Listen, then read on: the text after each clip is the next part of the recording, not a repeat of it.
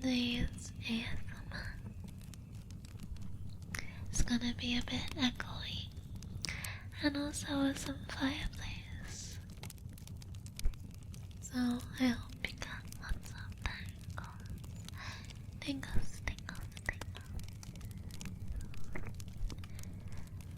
And don't forget to like and subscribe. Shameless plug. There was once a miller who was small, but he had one beautiful daughter.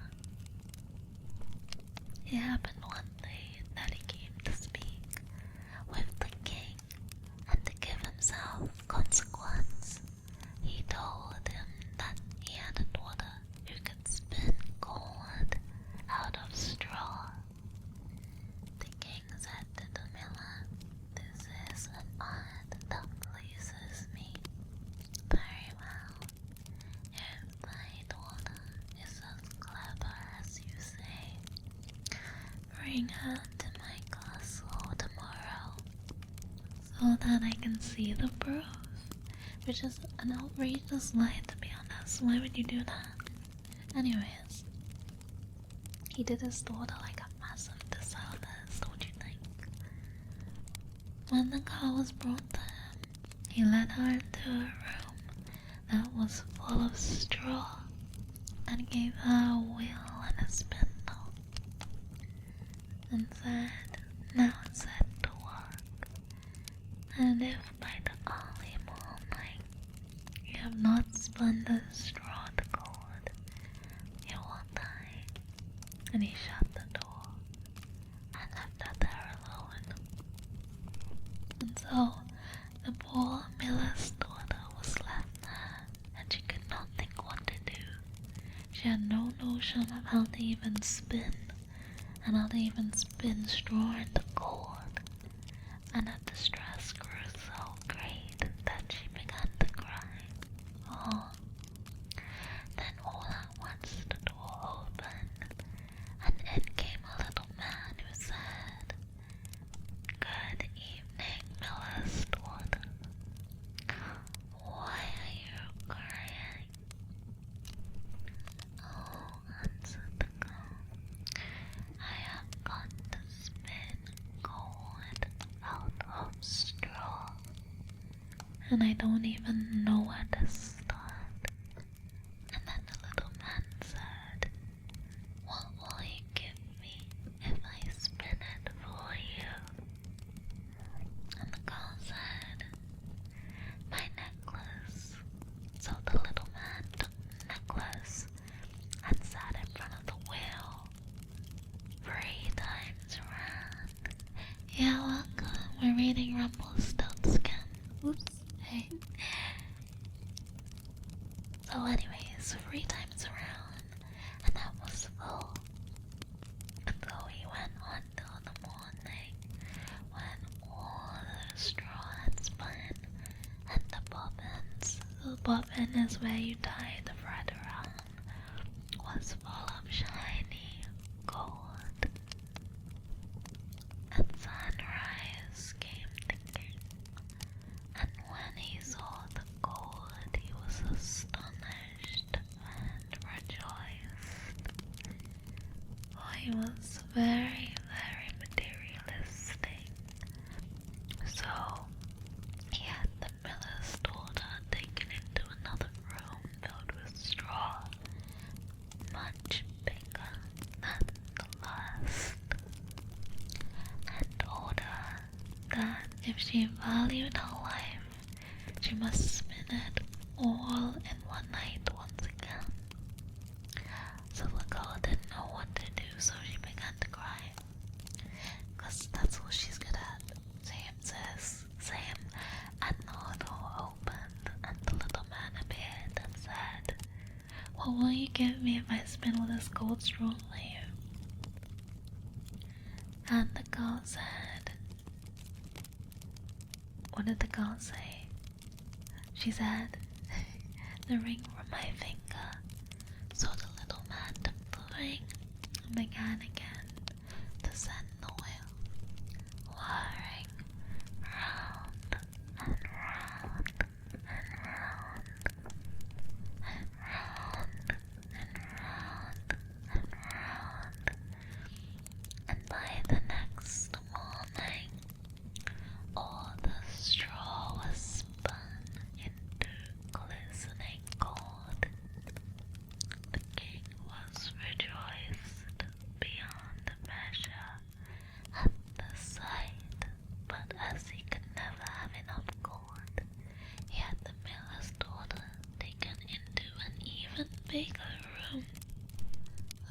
straw and said, "This too must be spun in on one night, and if you accomplish it, I'll marry you." I don't want to marry this king. He tried to kill her about the straw. He's not very nice. Although she's the miller's daughter, he thought, I'm not likely to find anyone richer in the whole world.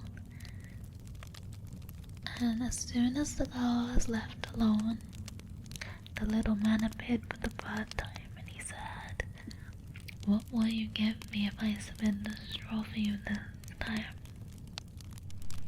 And she said, "I have nothing left to give." "Okay," said the little man. He said, "Then you must promise me the first child you have when you're queen." But the girl said, "Who knows when that will happen?"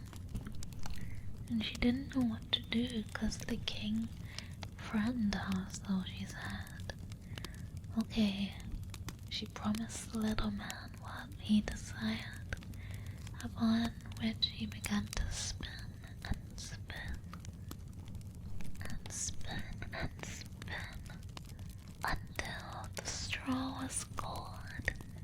And when in the morning the king came and found that, according to his wish, he caused the wedding to be held at once, and the miller's pretty daughter became a queen.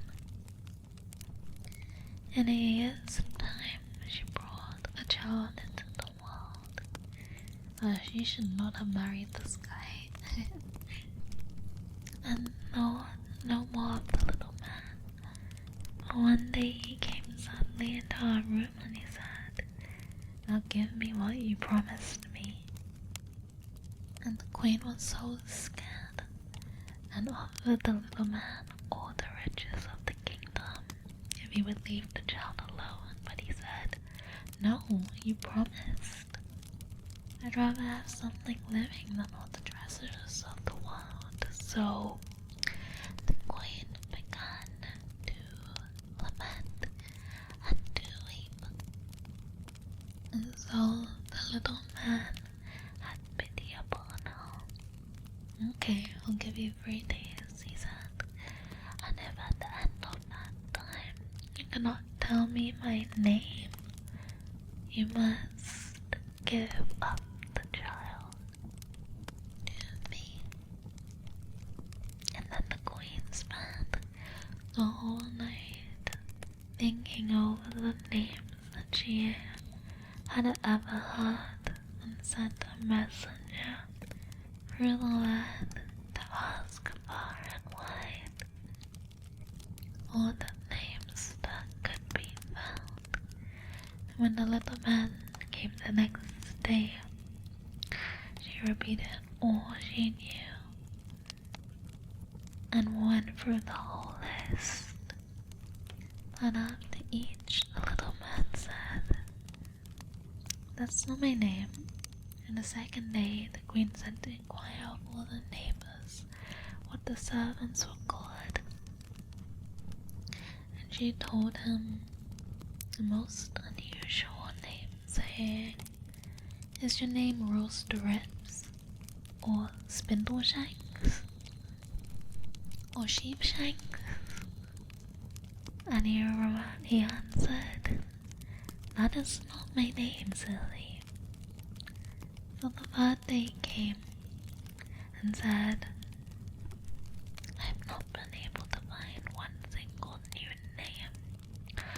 But as I passed through the woods, I came to a high hill, and near it was a little house.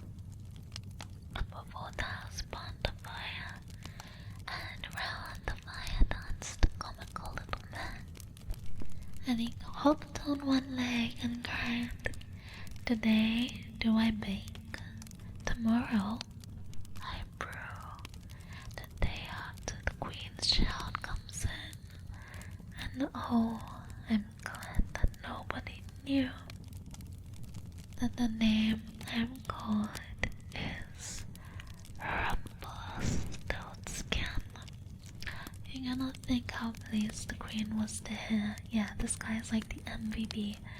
And soon afterwards, the little man walked in and said, "Now, Miss Queen, what's my name?" And she said at first, "Are you Jack?" "No," he said. "Are you Harry?" she asked again. "No," he answered. And she said, "Perhaps your name is Rumpelstiltskin."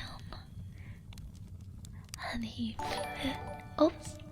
filled with rage. Thank you so much for the follow. I forgot I had that on. And welcome. So he filled with rage and he said, "The devil told you that." He flailed around with anger and he stamped with his right foot so hard that it went into the ground. And then he seized his left foot with both his hands in such a flurry that he split in two. And that was it. That was the end of Rumpelstiltskin, and the queen lived happily ever after with her child and husband. The end. I don't think she should have married that king. He wasn't very nice, was he? But also, I just realized since Rumpelstiltskin is gone, doesn't that mean she can't make gold anymore? So he's gonna be mad at her anyways. Here is another story.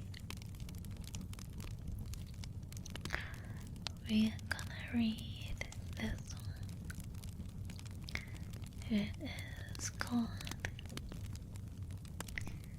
The Louse and the Flea. A louse and a flea lived together and were brewing beer in an eggshell. The little louse fell in and burned herself, and on this the little flea began to scream loudly. Then said the little room door, "Little flea, why are you screaming?" "Because the louse has burned herself." "How's it going, Rocco? Waka? You were here before, it's nice to see you again."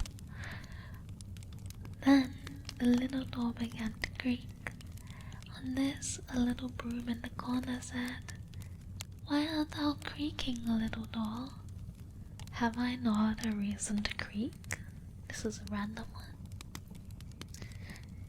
The little louse has burned herself, and the little flea is weeping. So the little broom began to sweep frantically, and the little cart passed by and said, "Why are you sweeping, little broom?"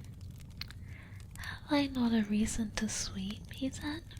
"The little louse has burned herself, the little flea is weeping, the little door is creaking, and the little cart said, 'Okay, then I'll run.' And he began to run around wildly. I didn't know a cart had feet.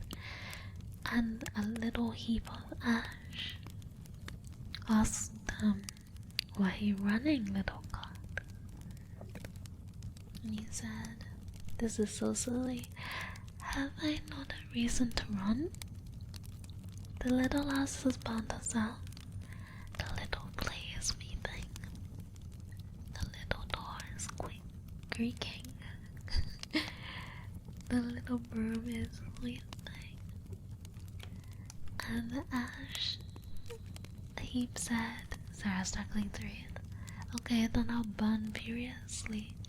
And he began to burn clear flames. And a little tree stood near the ash heap and said, "Ash heap, why are you burning?" "Have I not a reason to burn?" they answered. "The little louse burned herself, the little flea is weeping, the little door is creaking, The little broom is sweeping. The little cat is running. And the little tree said, okay, then I'll just shake. And began to shake herself so wildly that all her leaves fell off. And then the girl who came with her water pitcher said, little tree, why are you shaking? Have I not a reason to shake myself, said the tree. The little lass has burnt herself. High five, welcome. The little lass burnt herself. The little flea is weeping. The little door is creaking. The little broom is sweeping. The little cat is running and the little ash heap is burning. I'm doing good, how are you? On this, the little girl said, okay, then I'll break my water pitcher for some reason. So she broke her water pitcher, and then the water from the pitcher said, girl, why did you break your water jug? And she said, have I not a reason to break my water jug? The little lass has burnt herself, the little flea is weeping. The little door is creaking. The little broom is sweeping. The little cat is running. The little ash heap is burning. And the little tree is shaking. Oh, said the puddle of water. Then I'll begin to flow. And he began to flow violently. And in the water everything was washed away. The little girl, the little tree, the little ash, the little cat, the broom, the door, the flea, the louse, all together at the end. What an insane story. That was very, very interesting. Hansel and Gretel. If you get me to fall asleep, have you not been able to sleep properly? Don't worry, I can fix that. Hansel and Gretel. Near a great forest, there lived a poor woodcutter and his wife and 2 children. The boy's name was Hansel and the girl's Gretel. They had very little to eat, and once when there was a great depression in the land, the man could not even gain the daily bread.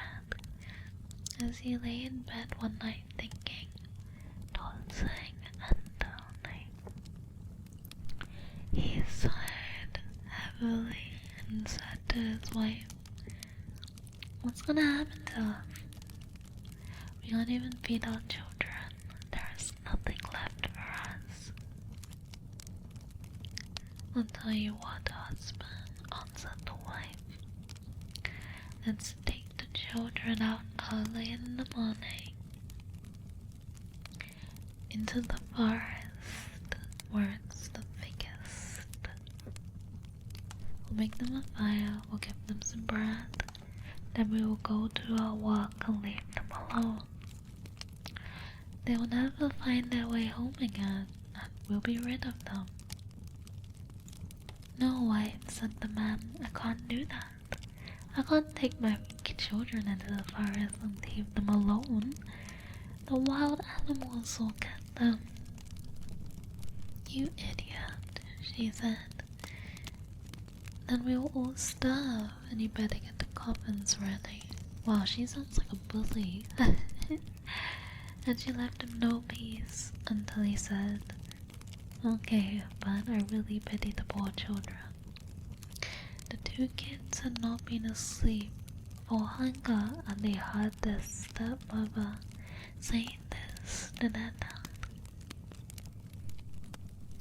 Gretel cried, and she said to Hansel, it's all over, man. And Hansel said, Do be quiet, Gretel, and don't worry, we'll think of something. When the parents had gone to sleep, he got up, put on his coat, opened the back door, and slipped out. The moon was shining brightly, and the white flints that lay in front of the house glistened like pieces of silver. Hansel stopped and filled his little pocket as full as it would hold, and he went back again and said to Gretel, "Be easy, little sister. Go to sleep quietly. We'll be okay." And he laid himself down again in his bed. And then, when the day was breaking and before the sun had risen, the wife came and awakened the two children, saying, "Get up. How's it going, Lassie? Welcome, welcome. Get up, lazy bones. We're going into the forest to cut wood." She gave them each a piece of bread and said, "That's for dinner, and you must not eat it before then, 'cause you'll get no more." Gretel carried the bread under her apron, while Hansel had his pockets full of flints. Then they'd set off all together on their way to the forest, and when they had gone a little way, Hansel stood still and looked back towards the house. He did this again and again until his father said to him, "Hansel, what are you looking at? Take care not to pick out your legs." "Oh, father, I'm looking at my little white kitten who is sitting up on the roof to bid me goodbye." "You silly boy," said the woman. "That's not your kitten, but the sunshine on the chimney pot." Of course Hansel had not been looking at a kitten anyways. He'd been taking every now and then to drop a flint from his pocket and dropping it onto the road. When they reached the middle of the forest, the father told the children to collect wood to make a fire to keep them warm, and Hansel and Gretel gathered brushwood enough for a little mountain and set it on fire. And when the flame was burning quite high, the wife said, "Now lay down by the fire and rest yourselves, and we'll go and cut the wood, and when we are ready, we will come and fetch you." So Hansel and Gretel sat by the fire, and at noon they ate their pieces of bread. They thought their father was in the wood all the time. As they hid, they seemed to hear the strokes of the axe. But really, it was only a dry branch blowing in the wind. So when they had stayed there a long time, their eyelids closed with weariness, and they fell fast asleep. And when at last they woke, it was nighttime, and Gretel began to cry and said, "How are we gonna get out of the woods?" But Hansel comforted her and said, "Wait a little longer, until the moon rises, then we can easily find our way home." And when the full moon looked up, Hansel took his little sister by the hand and followed the way where the flintstones shone like silver and showed them the road. They walked on the whole night though, and at break of day they came to their father's house, and they knocked at the door, and when the wife opened it and saw that Hansel and Gretel were there, she said, "You naughty children, why did you sleep so long in the wood? We thought you'd never come home again." Oh, she's lying. She wanted to abandon them.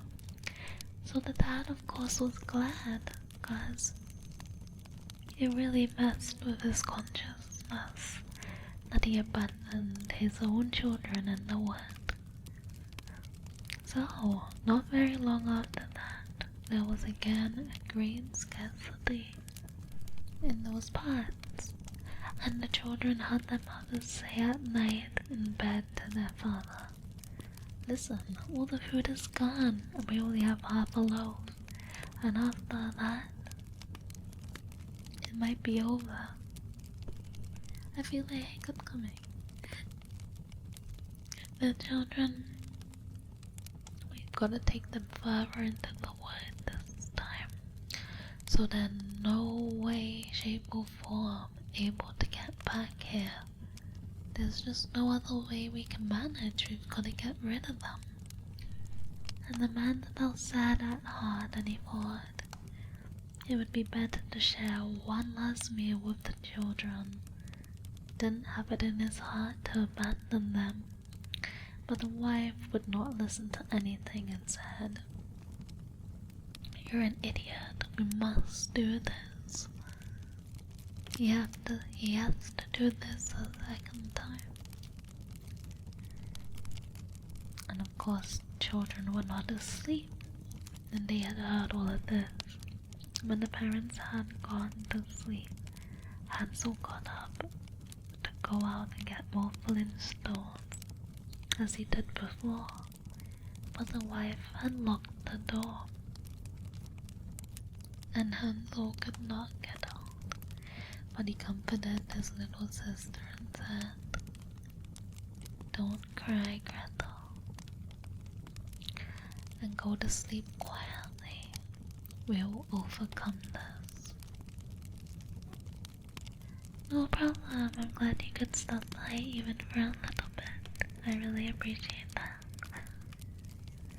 Only the next morning, the wife came and pulled the children out of bed. She gave them each a little piece of bread again, less than before. And on the way to the wood, Hansel crumpled the bread in his pocket and stopped to throw a crumb on the ground. "Hansel, what are you stopping and staring for?" said the dad. "I'm looking at my little pigeon on the roof to say goodbye to me," answered Hansel. "You fool," said the wife. "That is no pigeon or a kitten. It's the morning sun, shining on the chimney pot." And Hansel went on as before and strewed the breadcrumbs all over the road. And the woman led the children far into the wood, where they had never been before in all their lives. And again there was a large fire made, and the mother said, "Sit still there, you children, and when you are tired you can go to sleep. We're gonna go in the forest to cut wood, and in the evening when we are ready to go home, we'll come and get you." So when noon came, Gretel shared her bread with Hansel, which strewn his along the road, strewed, I don't know, when they went to sleep. And the evening passed, and no one came for the children. They awoke and it was night. Hansel comforted his little sister and said, "Wait a little, Gretel, until the moon gets up. Then we shall be able to see the way home by the crumbs of bread that I have scattered along it." So when the moon rose up, they got up and they could not find no crumbs of bread, for the birds of the woods and of the fields had come and picked them up. Hansel thought they might find the way all the same, but they couldn't. They went on all that night. And the next day from morning until the evening, they could not find their way out of the wood. And they were very hungry, for they had nothing to eat, but a few berries they could pick up. And when they were so tired, they could no longer drag themselves along. They lay down under a tree and fell asleep. And it was now the third morning since they had left their father's house. They were always trying to get back to it, and instead they only found themselves further in the wood.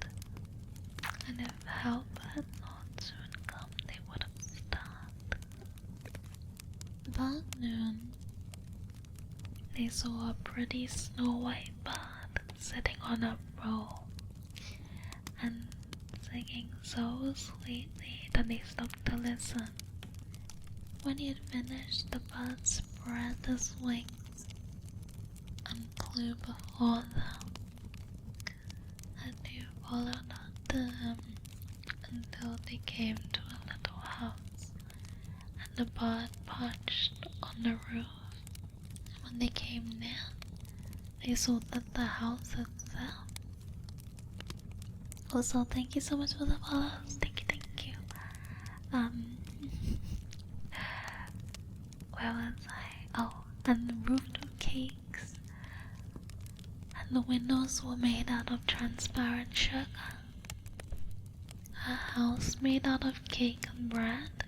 We will have some of this, said Hansel, and make a fine meal. I will eat a piece of the root, Gretel, and you can have some of the window. That will taste sweet. So Hansel reached up and broke off a bit of the root, just to see how it tasted, and Gretel stood by the window and gnawed at it, and then they heard a thin voice call from inside. Nibble, nibble like a mouse, who's nibbling at my house? And the children answered, never mind, it must be the wind. And they went on eating, never disturbing themselves. Hansel, who found that the root tasted very nice, took a great big piece of it. And Gretel pulled out a large window pane and sat down and began to crunch, crunch, crunch. Then the door opened, and an old lady came out, leaning upon a crutch. Hansel and Gretel felt very frightened, and let fall what they had in their hands. The old woman nodded her head and said, "Ah, my dear children, where have you come from? Come indoors and stay with me, and you'll have no trouble."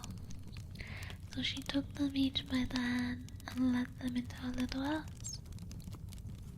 And they had milk and pancakes with sugar, apples, and nuts. And she showed them 2 little beds, and Hansel and Gretel laid themselves down on them, and they thought they were in heaven. But the old woman, although her behavior was so kind, she was actually a wicked witch who lay in wait for the children. Dun dun dun. Thank you so much for the follow, by the way. Thank you. She laid in wait for the children and had built a little house on purpose to entice them. When they were once inside, she usually ate them, and it was a feast day with them. her. The witch's eyes were red, and she could not see very far, but she had a keen scent. Hi, how's it going? Welcome. Like a beast, and she knew very well when human creatures were near. When she knew that Hansel and Gretel were coming, she gave a spiteful laugh and said triumphantly, I have them. They're not gonna escape me. I'm good.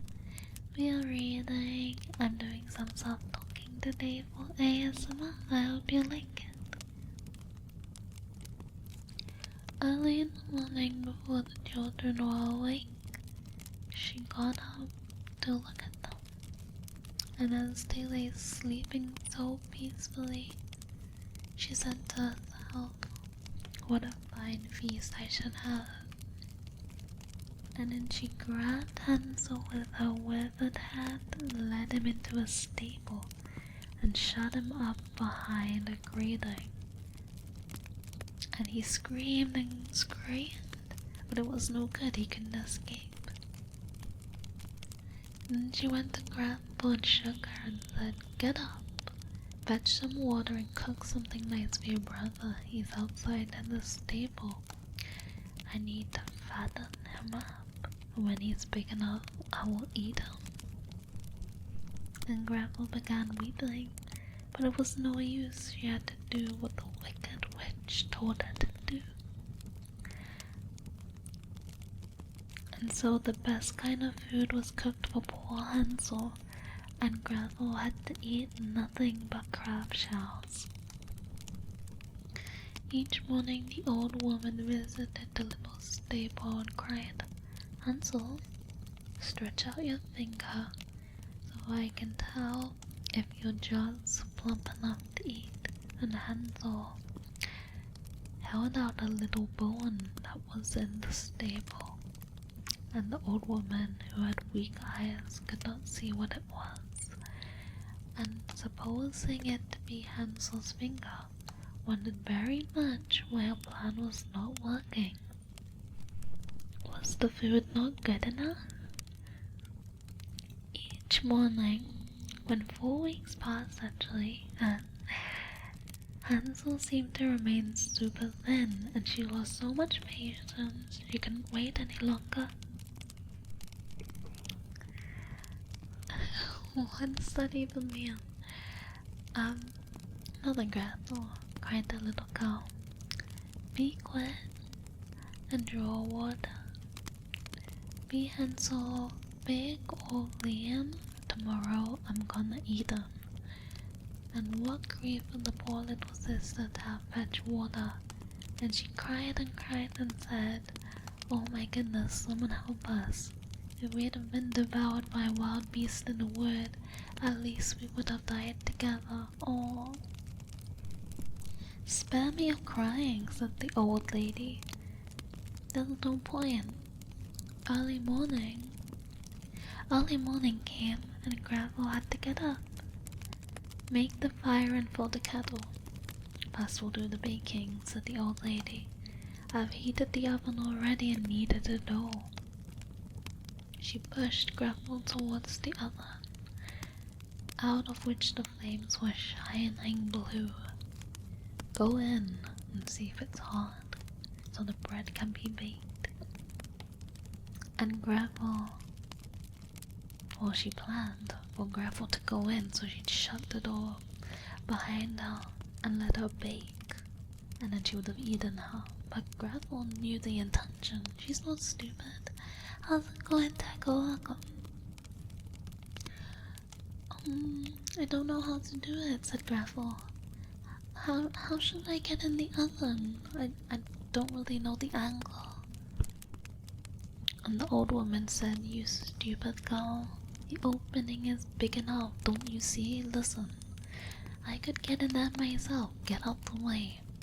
And she stooped down and put her head in the oven, and Gretel pushed her in and shut the door behind her. And she yelled and yelled, but Gretel ran away and left the wicked witch inside the barn. Gretel went straight to Hansel, opened the stable door, and cried, "Hansel, we're free! The wicked witch is gone!" And then out flew Hansel like a bird from its cage, and as soon as the door opened, I feel a hiccup coming. How rejoiced they both were, how they fell on each other and danced around. And as they had nothing more to fear, they went over to the witch's house, and in every corner there stood chests of pearls, precious stones, and food. "This is something better than flintstones," said Hansel, and filled his pockets. And Gretel ate her fill, and filled her apron full of precious stones. If only we could get out of the witch's wood. When they journeyed a few hours, they came to a great piece of water. "Yeah, no problem. Thanks for coming, Annie. Bye-bye. Thank you for coming." "We can never get across this water," said Hansel. "I see no stepping stones and no bridge." "And there's no boat either," said Gretel. "But here comes a duck. If I ask her, she will help us over." So she cried, "Duck, duck, here we stand." Also, thank you so much for the follow. Thank you. Hansel and Gretel on the land, stepping stones and bridge we lack. Carry us over on your nice little back. And the duck came accordingly. And Hansel got upon her and her sister came too.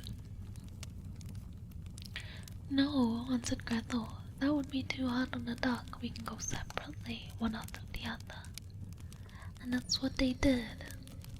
And then they got further and further until they found their father's house. They ran until they came up to it and fell on their father. He had not a quiet hour since he left his children in the woods, and he thought about them a lot. It made him very sad that he had abandoned them, so he was happy to see them. Since then, his wife had grown tired of him and actually left, so the dad was alone. When Gretel opened her apron, the pearls and precious stones were scattered all over the floor, and Hansel took another couple of handfuls out of his pocket. They were now rich, and they lived in great joy, never having to worry about starving again. The end. Oh my god, I bet the witch was really scary.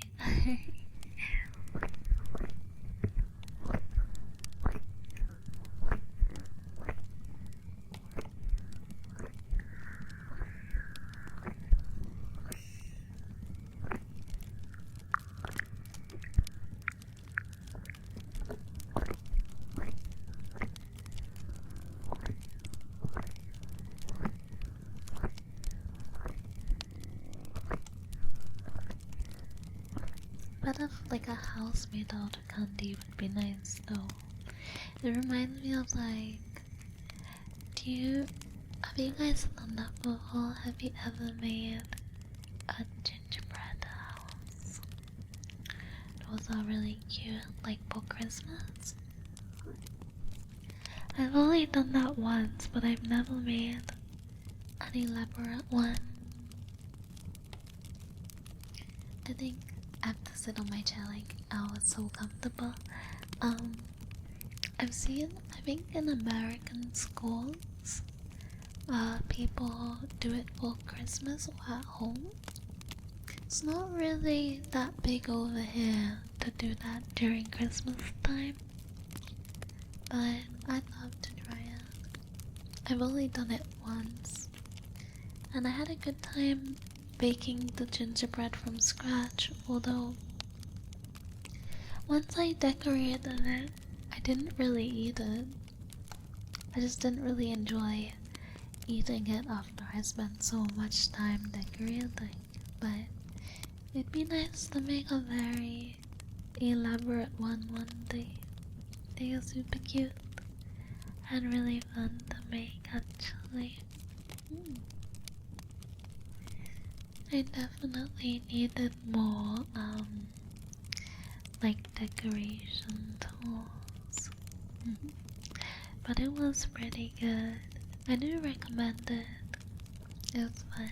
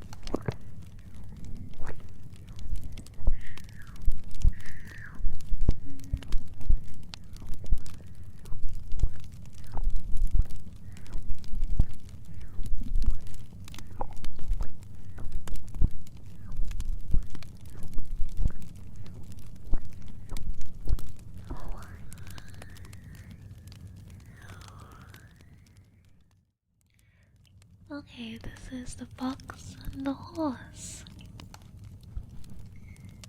One day, the person had a faithful horse which had grown old and could do no more work.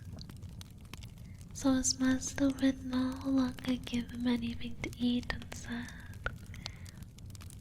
"You're pretty useless, but if you can prove yourself still strong with enough to bring me a lion here, I will look after you.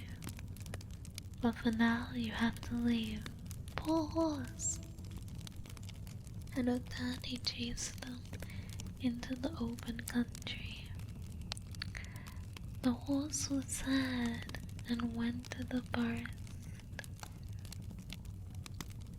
to seek a little protection from the weather. And a fox met him and said, "Why do you hang your head and go about all alone?" "Alas," replied the horse, "my master has forgotten what services I've performed for him for many years, and because I can no longer plow the field, he won't give me any food, and he's driven me out." "Without giving you a chance," asked the fox. "The chance was a bad one," he said. "If I was still strong enough to bring him a lion, he'd keep me. But he really knows I can't do that." "Oh," the fox said, "I'll help you. Just lay yourself down, pretend you were dead, and do not move." The horse did as the fox desired, and the fox went to the lion, who had his den not far off, and said, "A dead horse is lying outside there. Just come with me, and you can have a good meal." The lion went with him, and when they were both standing by the horse, the fox said, "It's not really comfortable for you here. I'll tell you what, I'll fasten it to you by the tail, and you can drag it into the cave and devour it in peace. How's that?" This advice pleased the lion very much, actually. And he lay down, and in order for the fox to tie the horse to him, and he kept quiet. But the fox tied the lion's legs together with the horse's tail, and twisted and fussed in it so strongly that no strap could break it down. He's very good at tying knots. And when he finished his work, he tapped the horse on the shoulder and said, "Pull, horse, pull." And he sprang up the horse at once and drew the lion away from him. The lion began to roar so that all the birds in the forest flew out in terror, and the horse let him roar, but he couldn't move, so the horse was pretty happy about that. And the horse dragged him all the way back to his master's house. And when the master saw the lion, he was in better mind, and he said to the horse, "You can stay with me, and farewell." And he gave him plenty to eat, and looked after him till the end.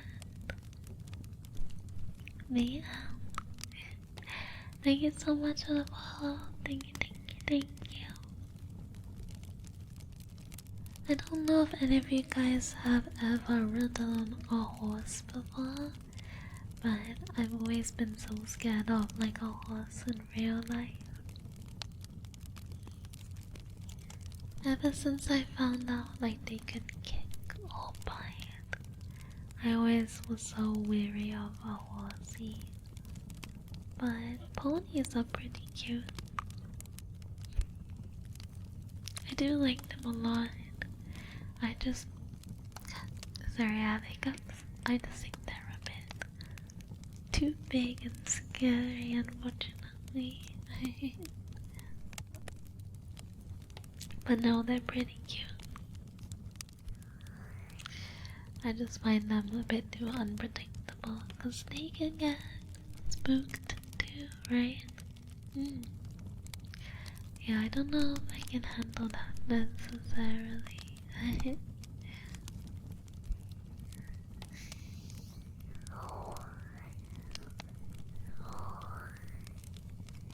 Let me get comfortable.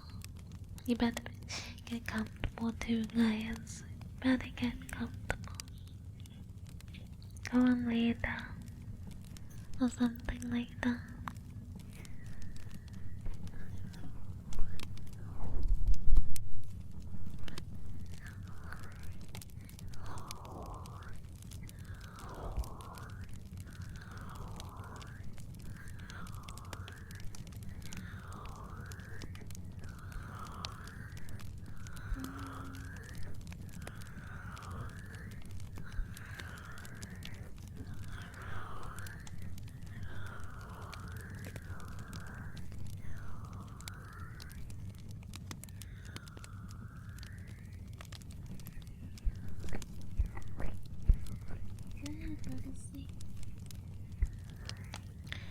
Just relax.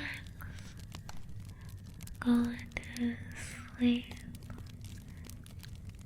Close your eyes and listen to the sound of my voice.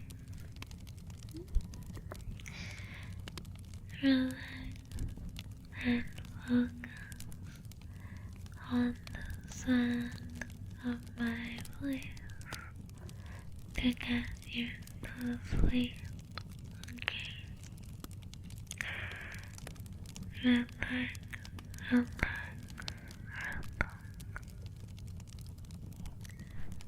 Relax, relax, relax. Give in. Go to sleep.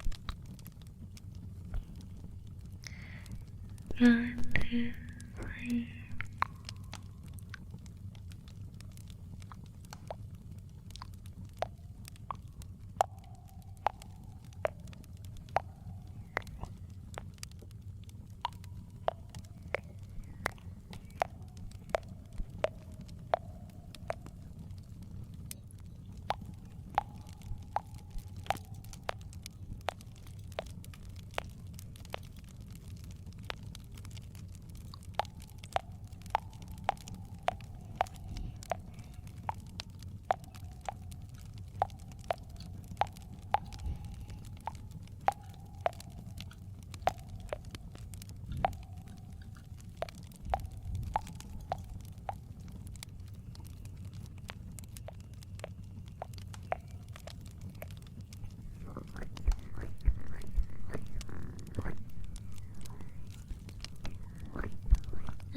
last story we read so far was Hansel and Gretel.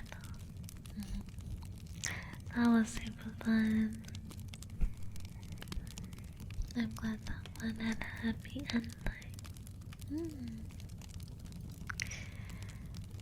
I do like these little grim story tales. They are so good.